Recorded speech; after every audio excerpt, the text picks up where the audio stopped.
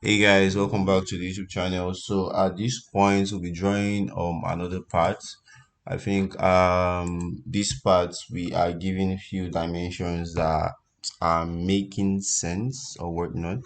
Sorry, I need to reverse my step. I just chose the wrong. Okay, so this is the plane we'll be using. I'm drawing from my plan. I pick my rectangle tool, but this time around I want to centralize my stuff, so I come to this point of trying rectangle. So I want to draw a rectangle from the center, touch and drag. So my rectangle is it's square, 25 by 25.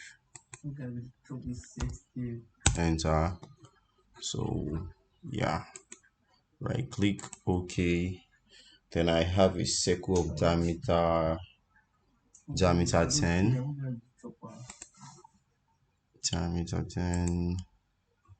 Yeah, and enter. So that's all for this guy. Right click, OK. Then let's extrude. Coming to extrude, finish sketch, extrude. So I touch on this guy, is going downwards, and its thickness is 8.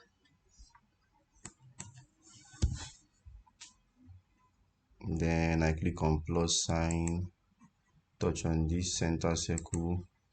Its total height is 140 minus 8, that's 132. 132. It's going upwards. 132. Enter. Let me zoom out. Cool. So 45. Okay, so in continuation, what you do next is what you do next. Okay, so in continuation, what you do next is come to this edge, this ring, right? Left click, then chamfer. I want one distance 1 by 45 degrees. So it's telling me to touch the face. I touch the face, telling me to touch the edge. I touch the edge. So okay. Then now we'll go to threading. Click on threading. Touch this long pole. 10 by 51.5. That's what I've been using. So it's not the full size. We have to begin to do on math. So it's not true all. I think is depth of